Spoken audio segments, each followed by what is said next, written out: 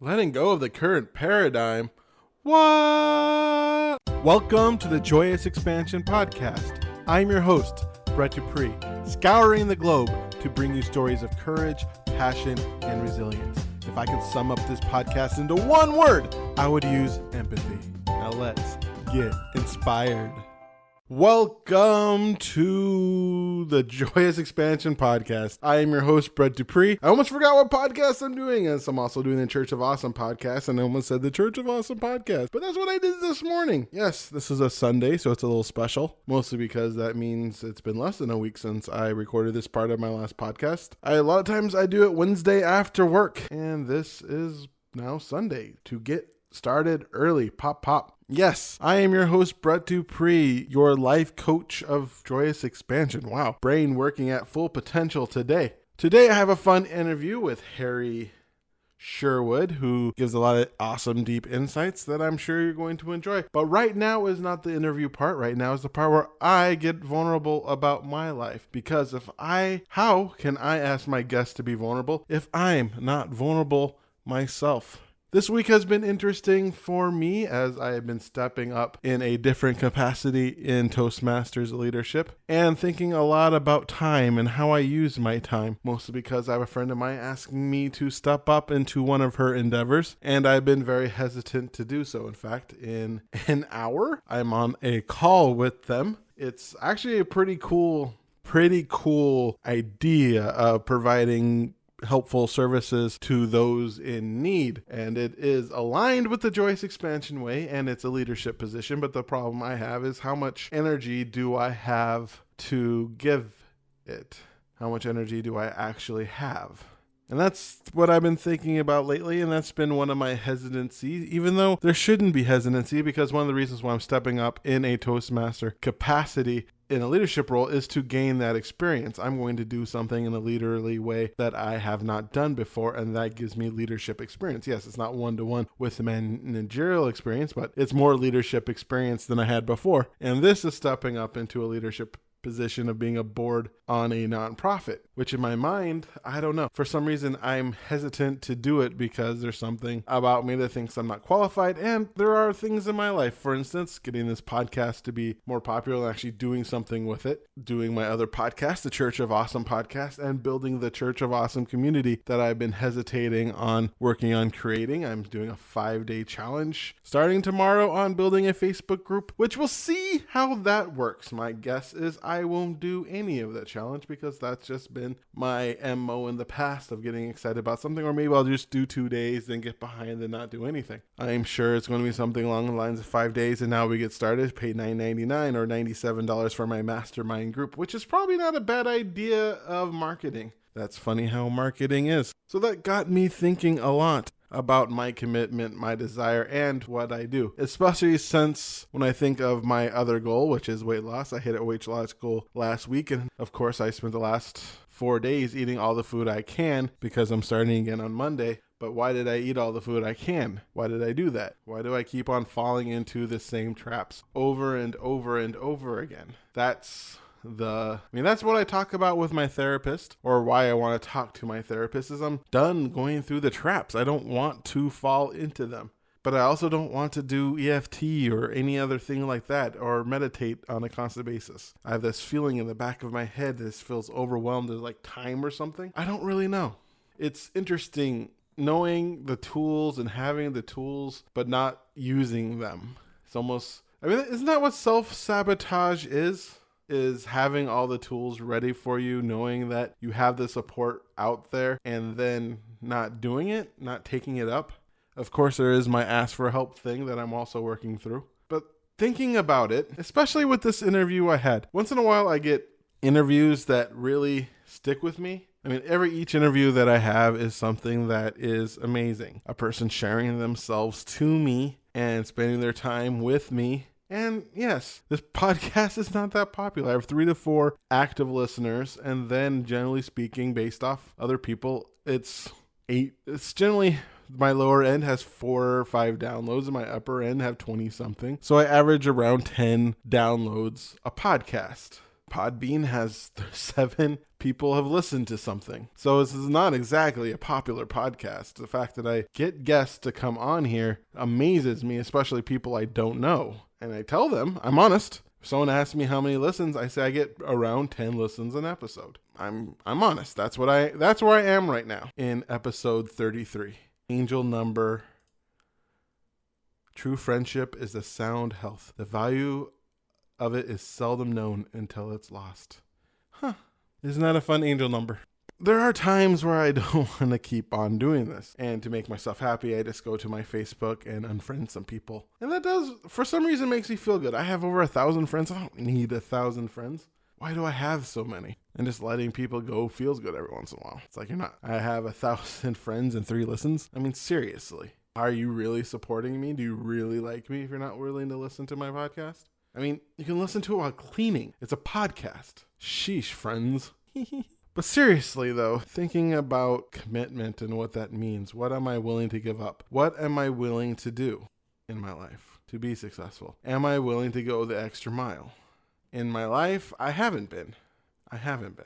And that's just looking at it in an objective way. I mean, why lie to myself? Why lie? I get excited, I get started, and then I stop. I mean, the fact that this podcast is on its 33rd, and it's about the year anniversary of when I got started. I think I started on July 4th or 3rd, which is super cool. But in the year, my hope at this time would be 55, because I released 3 at once at first. So 52, about 54. This should have been episode 54, and this is episode 33. So I'm roughly, 21 episodes behind if you go by math? That means I've missed 21 weeks, which is, well, I should say I missed probably about 17 weeks because missing a couple for holidays isn't a bad idea, but at the same time, there's still 17 weeks where I didn't go, but I did pick myself up again, which is important, which was the Church of Awesome sermon that I did this morning, was being resilient. And honestly, that's something I'm really proud of in this podcast, is how I picked myself back up again. During the winter months, I went to one of my little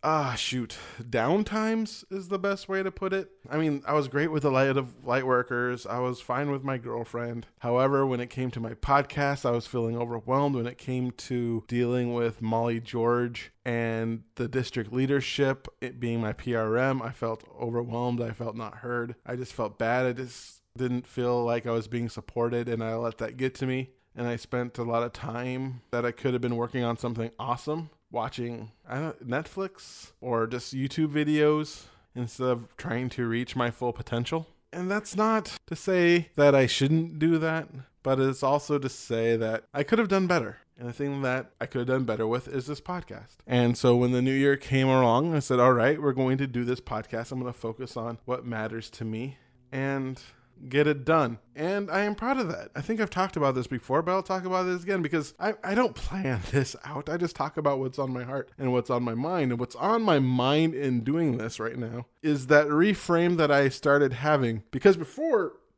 being editing was time consuming and I felt wasteful. And by the time I was done, I'd feel drained. And honestly, that was all in my mind. It was all in my mind. And now when I edit, I think to myself on how I am serving my interviewee, how I'm making them sound better, how I'm making my podcast sound better. And even if only 4 to 10 to 20 people listen to my podcast, I want them to listen to the best freaking podcast possible. I want them to listen to my vision. And my vision is I sound the best that I can. My interviewee sounds the best that they can. I serve them. I take out the ums, the ahs, the so, the it's.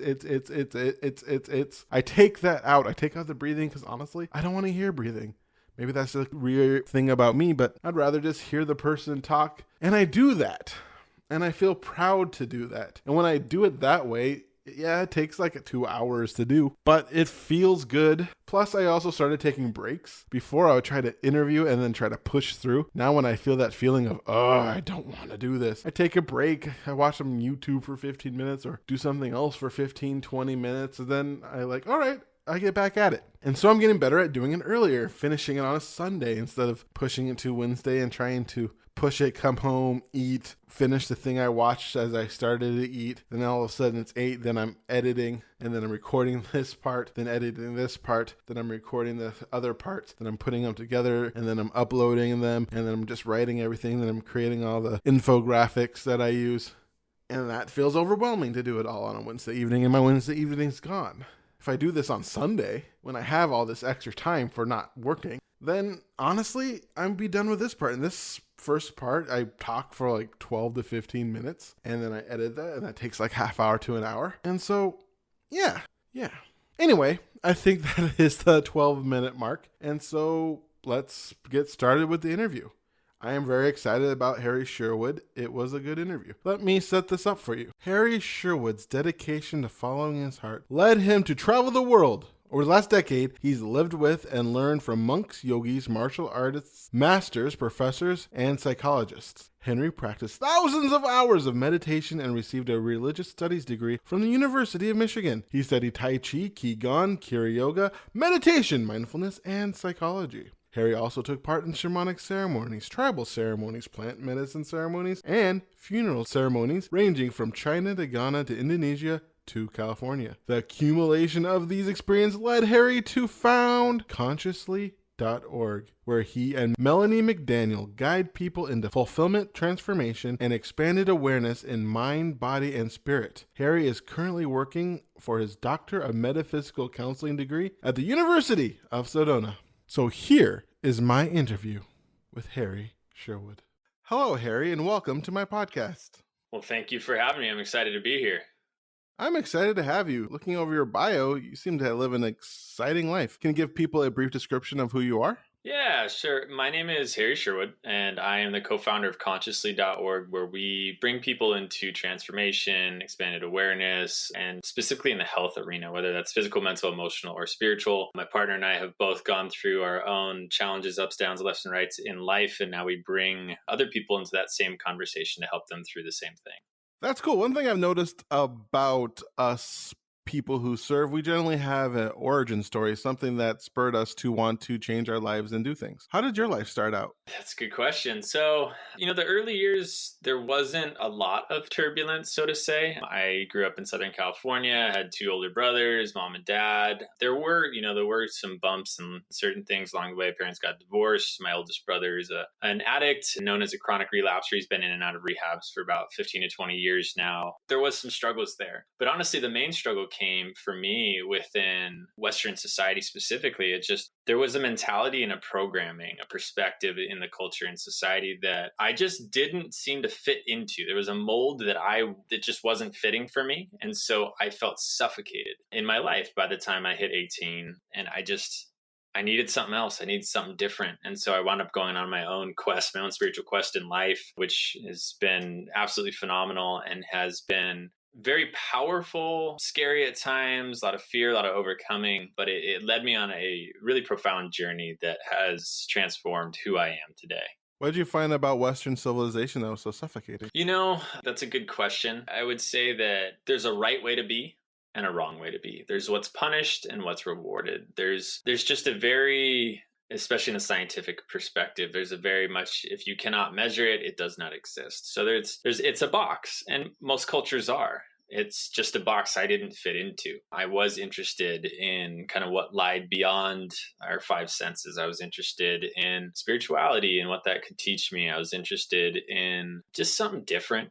I think I grew up in it, and I just felt uneasy. And so that suffocation turned to anxiety, turned to feeling like I was trapped. And so I wound up moving to China. It was the first stop, and I needed to get out. I needed to get out somewhere else. And that it helped, but it helped me realize that most things that I was experiencing was internal and not necessarily external. I think there was a few different things, but just the general programming of people I was around, the mentality was just tough for me. So what were the internal struggles that you were dealing with at the time? A few of them were my brother being the addict. There was a part of me that was taking on responsibility. I'm 4 years his younger brother. There's just a part of it that I had to learn at a very early age that wasn't on me.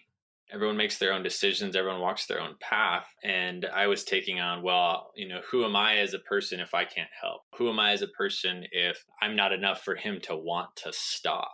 And so that was something that was going on in the background. My dad was a workaholic, wasn't really around much. So I kind of glued myself to my friend group. And then you have kids teaching kids. And that's kind of the blind leading the blind, monkey see, monkey do. So we would get into fights, drink a lot, kind of like what you'd see in movies with the jock thing, but not so exaggerated, but definitely binge partied a lot. And there's something inside of me telling me like, I'm wasting my time, I'm wasting my life, my potential. And so it just trying to fall into the male role was something else that was eating at me. Oh, this is how a man looks. This is how he acts. He doesn't cry. He's tough. He looks a certain way. And so all of that, just from all these different angles, made me very insecure and very fearful of being seen for who I really was and not being accepted in the current paradigm that I was living.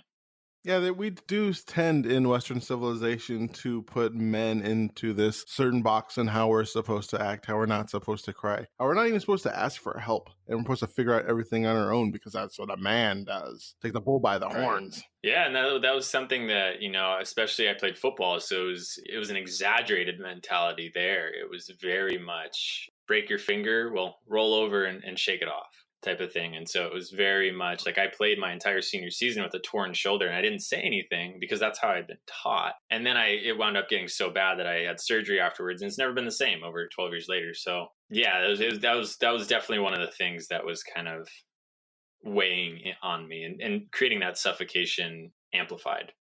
Yeah, just rub some dirt on it and it'll be okay. Yeah, exactly.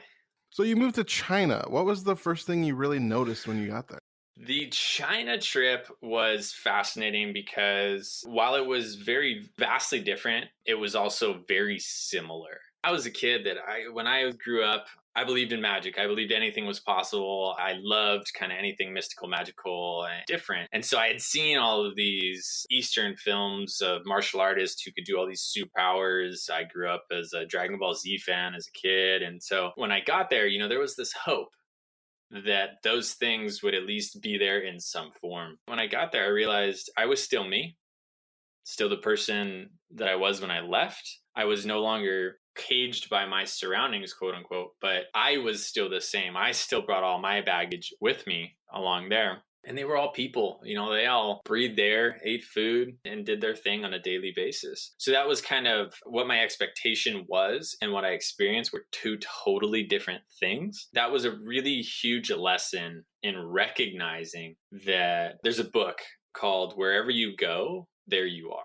And it's such a profound title because it taught me and it tells me that you can't run from yourself if that's what you're doing. And that's what I was doing in a sense. There was definitely a part of it was running from society, but there was a part of it running from myself because I wanted to be something other than what I was. And that was the first stark look in the mirror at that, like, hey, while your surrounding plays a role, so do you. That was a really big lesson, the first one when I got there. That is a very big one because a lot of times we try to look on the outside to make the changes in our life. In fact, there's multiple billion-dollar industries in the Western world that's pretty much based on you searching on the outside so you can obtain some sort of joy. Exactly. I mean, it's even in the pursuit of happiness. What does that tell us? That we need to go pursue it outside of ourselves, somewhere out there. And so that creates its own thought process, its own programming, especially. And that's one of the things that I was trying to run from, is just the material nature of so many people around me. It's not that I wasn't, but it was just exaggerated and dramatized. It's definitely, and it was inside of me. It was absolutely inside of me. And I just took a different approach to it. Very similar thing though. So what you're saying is baked into our Constitution. Yeah, I mean, absolutely. From the day that we're born, we begin to be programmed by those that are caring for us. And it's not a good thing or a bad thing. It's just the way things are. We learn their language, we learn the culture, we learn the society, the education system, the politics, so on and so forth. And then as we grow up, we see it from peers, from teachers. And then we begin to form our own beliefs, our own mode of operation, and our own way of living. And in that, we kind of choose what path we want to walk, what box we want to fill, how we are going to walk our lives. But unfortunately, a lot of people start then to experience stress, anxiety, depression, sadness because we don't fit into that box, because it isn't necessarily us. Parts of it maybe, and that's fantastic, but we're not taught to pick up what you like and leave what you don't. most of the time. It's what is elementary school? It gets you ready for middle school, ready for high school, ready for college, ready for a career, ready for retirement, family, white picket fence. Like there's a perception of what a successful life looks like. And in that successful life, you achieve the pursuit of happiness. And that's just a belief. That's just a way of life that works for some people. But more and more I'm seeing, especially with myself, with my clients, that a lot of people don't fit into that anymore. And so they feel almost rejected by the current paradigm because they don't fit into it. It's in our entire way of life, not just the Constitution. So what happened after you went to China? It was the beginning of a long, long quest. I learned about this concept called enlightenment along the way in the spiritual world, this kind of legend of a higher state of being. And so that kind of became my pursuit. So I stayed in China for about 4 months. Then I went and I came back to the States and I moved into an ashram, which is a yogic monastery in a sense. So monks and yogis were living there and they practiced hours of meditation every day, service, contemplation.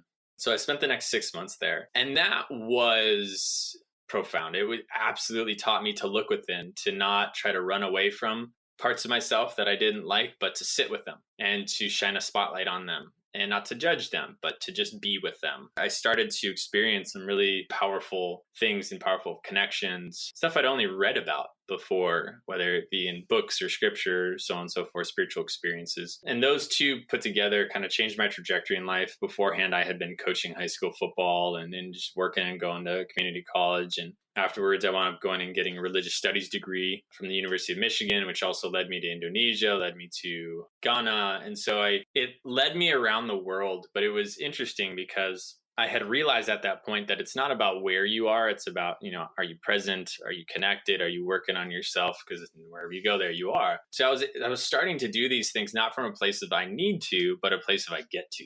A great opportunity, fun new experience. And so that transformed everything. And fortunately, I had the China experience to teach me that. And then after that, it just came back to the States, met my partner, Melanie McDaniel. She came to the health world, the holistic health world in a different way. She had a very traumatic past. She had PTSD. I was the seeker, even though I was running from some stuff. And I was essentially running to an answer, hopefully. And she was the healer. She came through healing. And so we came together and I started teaching meditation and I got back into sports performance coaching. She started supporting people with PTSD and severe trauma. And so we came together not too long after we formed our company. And so that initial China experience was the beginning of my internal journey, the beginning of working on myself, the beginning of not running from my problems. Even if I travel, it's like they're going to come with me. So if I choose to travel, if I choose to have these experiences, doing it from a different place, even up to the point in the story that I ended on with us founding consciously, there was still something missing. There was still something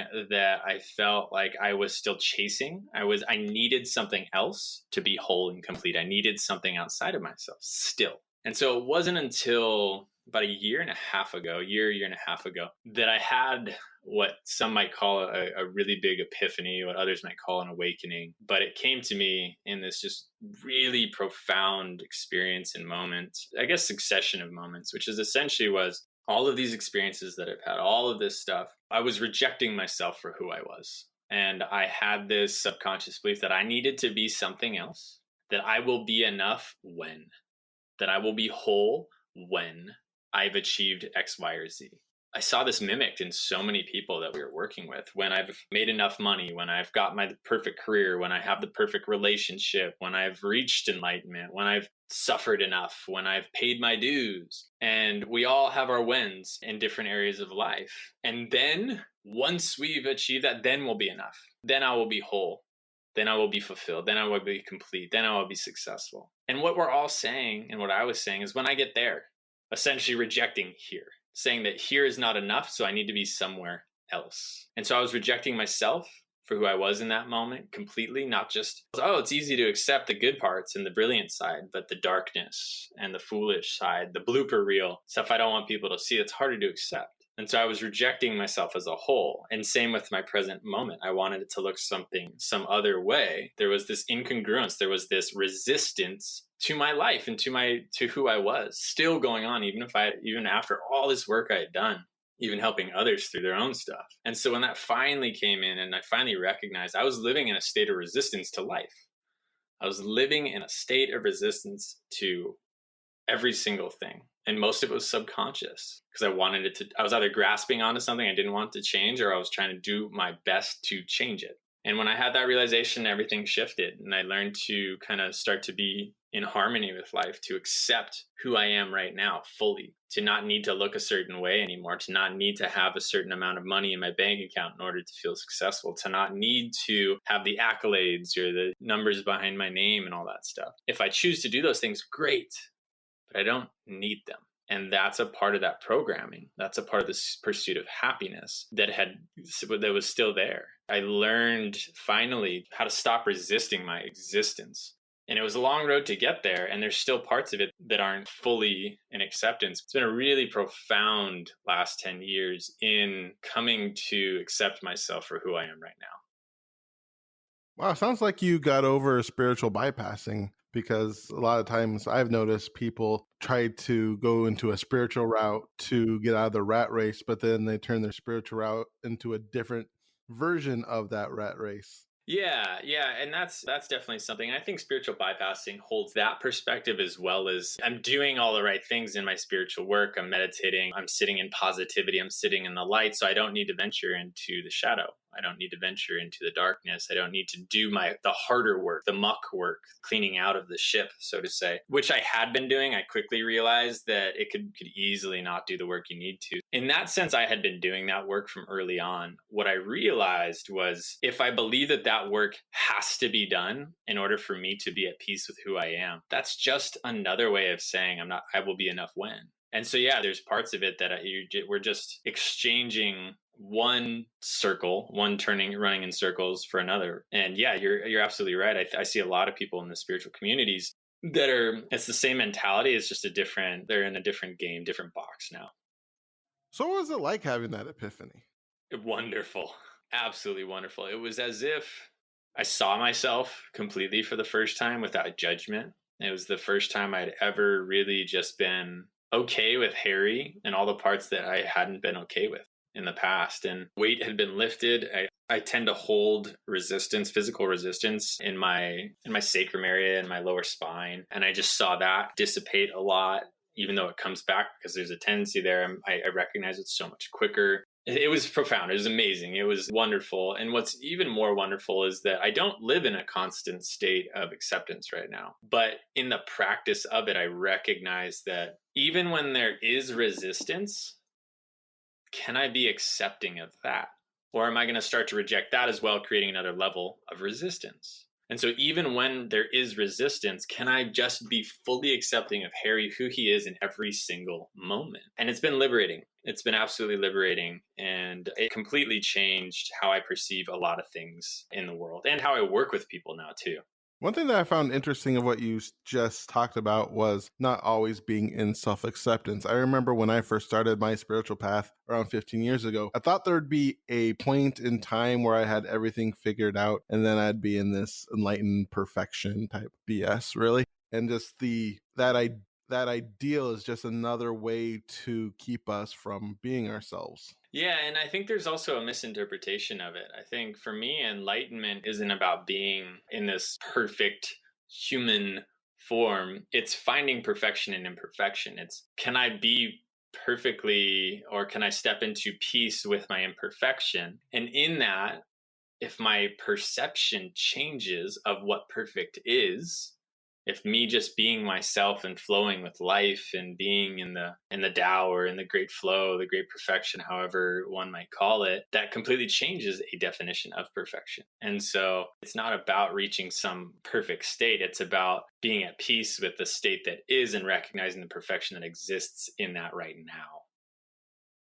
So how has this actually changed the way you work with people? We teach meditation, nutrition, emotional release, a couple of kind of homeopathic remedies, and then life coaching. And so a lot of those in the yin yang of life, the be, if we look at the yin and the yang as the be and the do, a lot of those are do.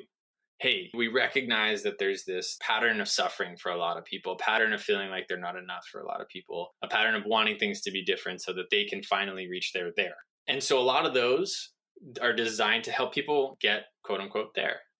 Okay, I need to lower my stress and anxiety. Great, meditation is awesome for that. Hey, I need to sleep better and lower my cholesterol. Great, nutrition's powerful for that. I want to release emotions so that I don't have all this emotional baggage. Great. Emotional release is fantastic for that. Hey, I want to set goals and I want to achieve this really great life dream, life mission. Cool. Life coaching is great for that.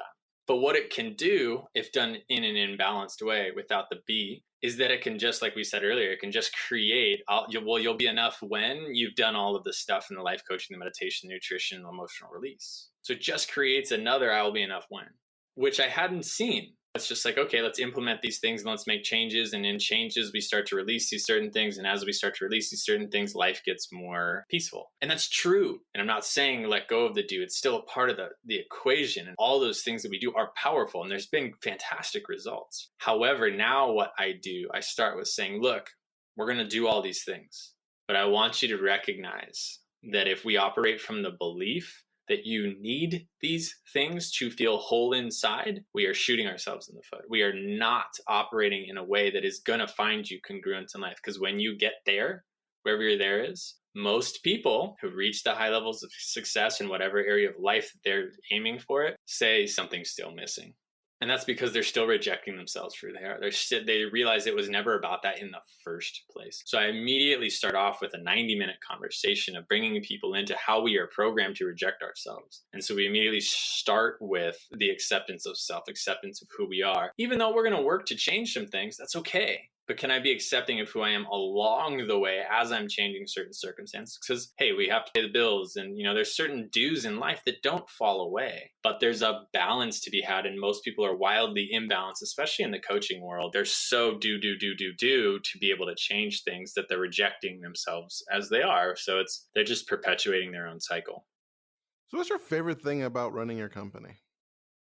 Favorite thing is that it's my life that I live regardless. And so it's an extension of my passion and my way of life. I'd be having these similar conversations, at least with certain people anyway. So it allows me to go even deeper with people and to help people make shifts that have transformed my life, that have transformed Melanie's life, and to really make a difference if we can, but be a support system even more so, and hopefully have a little bit of a ripple effect. But it's a passion, and it's, I don't consider it work. My definition for work is when I'd rather be doing something else, and I wouldn't rather be doing something else. I very much enjoy what I do every day, every moment, whether it's being on a podcast like this, or it's working one-on-one with a client, or working with a group of people in meditation or at a seminar. It's really, really powerful for myself and hopefully for those that I work with.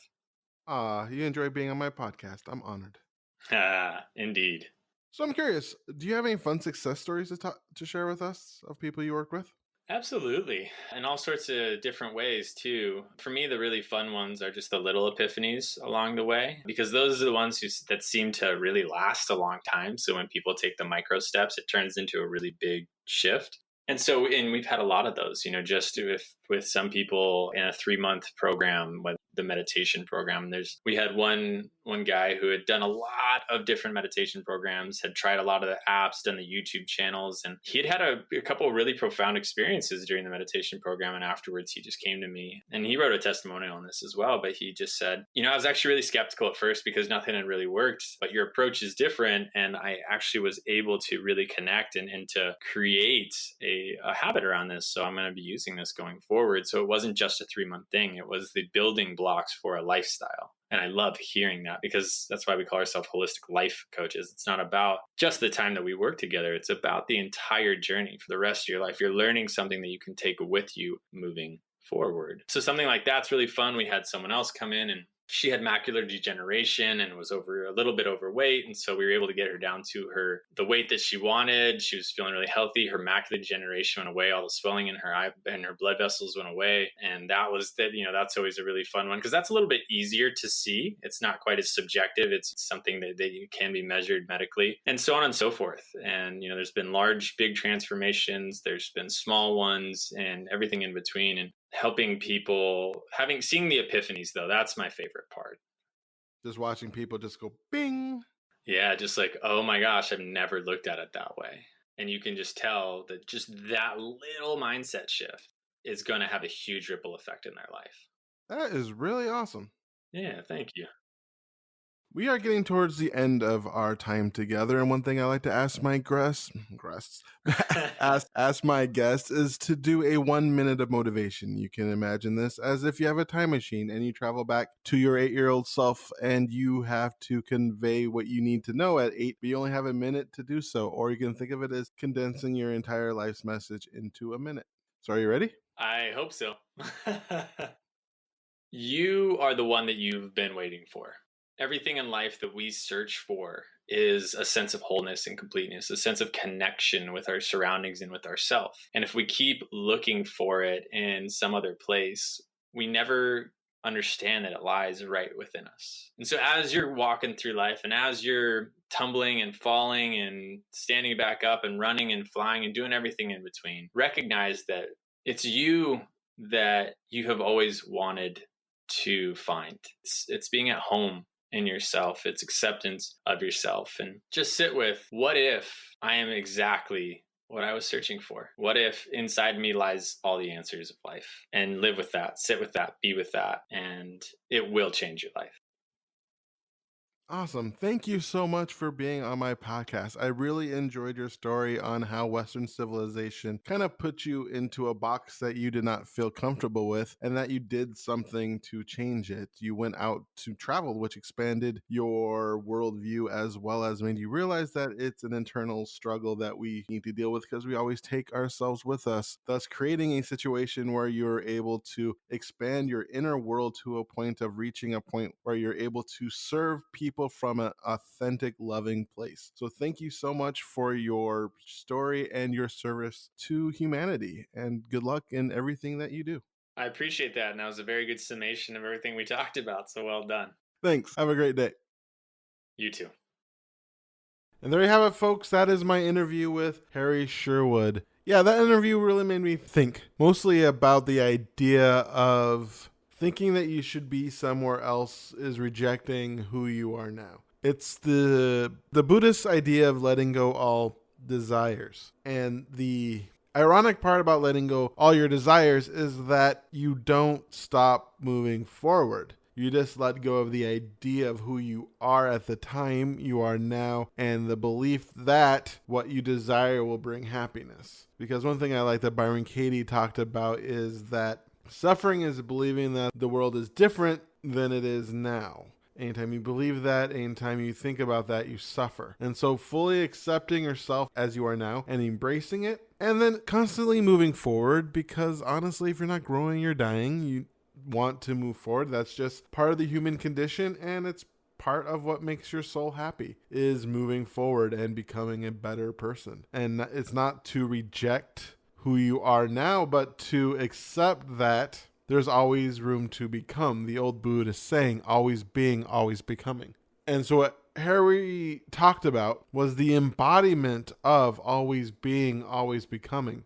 Because you are great just the way you are if you accept yourself just the way you are. And not great in the sense where everything in your life is perfect, but if you accept where you are now, instead of looking towards the future for you to be happy when, to be happy when, to be happy when, but to be happy now, and not make the pursuit of happiness your goal, but your way of being. Because a happy and whole person reads books that improves themselves. A happy and whole person works on relationships that aren't working like they want to now. A happy and whole person continually improves. This idea that once you reach a point of happiness that you will just sit on a beach and drink Mai Tais all day. That is fine for a little while, but for the average human being, you need purpose. If you look, because most people are stuck on the first 5 Maslow's hierarchy of needs, because that is what we're taught in school. Those first 5 ones, food, shelter, water, and mating.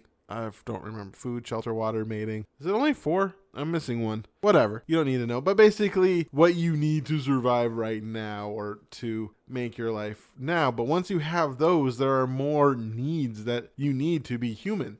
And one of those is a sense of purpose, a sense of meaning. People go insane in their job.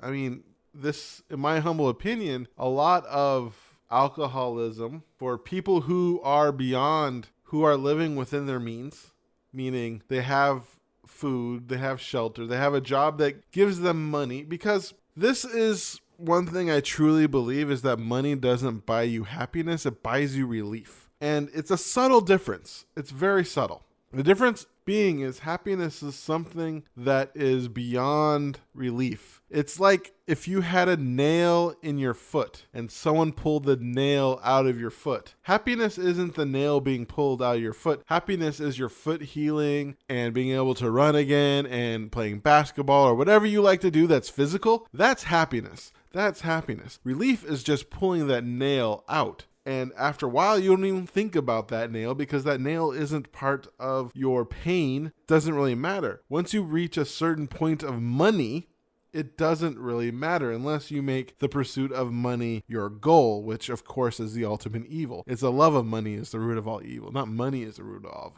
evil. When you make money for money's sake, for status, that's when you start doing bad things to people. But those people are only doing that because they miss their sense of purpose. That is an important part of being human, is recognizing and living your purpose, living your being. I think I talked about that in one of my interviews this morning. I did. Fun. All these interviews I've had today just meshed together. All my Joyous expansion podcast, my Church of Awesome podcast I recorded this morning. Everything that's meshed together in this awesome tapestry of sweetness and everything just, oh man, it was super fun today. Today was fun. I did 2 interviews, both of them kind of pretty much intertwined, and then my Church of Awesome podcast intertwined, and then editing this podcast that I've been remembering thinking about because what he talked about intertwined, and everything was just in this beautiful tapestry. So basically what I'm saying is this. Realize sit with that. Sit with who you are. Listen to what he said at the end during his minute of motivation, and sit with that. Ask yourself, be with that. Be with the idea that you are enough.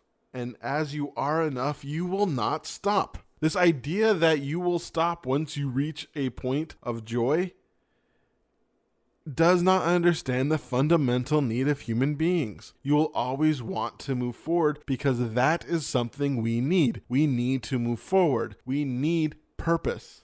I don't know how real this statistic is, but after somebody retires, especially a man, he dies within 2 years of his retirement on average. I don't know if that's real, but the idea behind people mentioning that statistic is once somebody loses their purpose, they lose their will to live, and then they end up dying. People, especially people who just worked all their lives. And once they get to the point where they don't see a purpose, their body goes because they just don't see a reason to live. Purpose is important. And you'll always have it. Even if you reach the pinnacle of what you think a life is, you will continually want to move forward. And if you do not, you will do something. That's when you will start binging Netflix or doing drugs, especially if you're rich. You'll start being able to do the cocaine and the expensive drugs. That's when maybe your drug will become money. You'll get gold fever. Gold. Like on Scrooge McDuck, the first episode of DuckTales way back when. I mean, we have a lot of rich people now who have gold fever, who are making their pursuit of money, living their empty lives, not feeling the true joy of what it means to live. You might say this sounds like a broke person sounding bitter, but honestly, think about it. Money for the sake of money is no reason to live. We get happiness by the memories we make with the people we care about. All studies point to this. Yes, once you reach a certain threshold of money, the happiness actually kind of just goes up just a little bit because you're able to afford better, more and more fun things to do with your family. But once you get to the point where money isn't a pain, it doesn't bring you more joy that much. Just kind of just levels off and goes up by a little bit. So remember your purpose, live your purpose, and recognize now that you are a special person. And if you want to work with Harry Sherwood so you can unleash your specialness into this world, visit consciously.org today. And if you're drawn to any of the programs or coaching sessions, you'll receive a 25% discount if you tell them you heard Harry on the Joyous Expansion podcast. How cool is that? Make sure to take an extra close look at the emotional release sessions as they are designed to rid us of those sticky emotional baggage that holds so many of us back in life. And that, my friends, is the Angel 33rd episode of the Joyous Expansion podcast, all about friendships and relationships and all that fun jazz. If you like it, like and subscribe to whatever podcast thing you're listening to. If you want to listen to more, I'm on Stitcher, Apple, whatever it's called, podcast, whatever it's called now. I'm on Google. I'm on a few others. If you don't see me, send me an email at BRE2Ts, at joyousexpansion.com, and I'll work on getting my podcast on there. Plus, if you have any questions or just want to talk to me or you just want to say, hey, I'm also on Facebook at Increase Your Joy. You put after Facebook. On Instagram and Twitter, I'm better at my marketing messages. Both of those are Joyous Expansion. And you can also check out pod.joyousexpansion.com, and that is the official website for this podcast. You can also check out joyousexpansion.com because I have a fun little gift just for you because I love you, my 8 keys. No, that's a different one. Unbreaking yourself from the prison of fear. One thing that I am good at is breaking myself through that prison. So thank you so much for listening to my podcast. I 100% appreciate who you are. Once again, I am Brett Dupree, the champion of authentic joy, joyous expansion, life coach, catalyst of transformation, grand poobah cult leader of the Church of Awesome. Once again, wishing you to be love, to be joy, to be awesome. Now, play my jingle. JoyousExpansion.com JoyousExpansion.com. Come and say hello to Brett Dupree.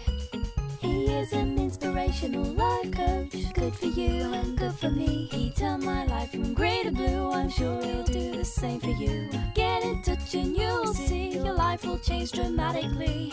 JoyousExpansion.com JoyousExpansion.com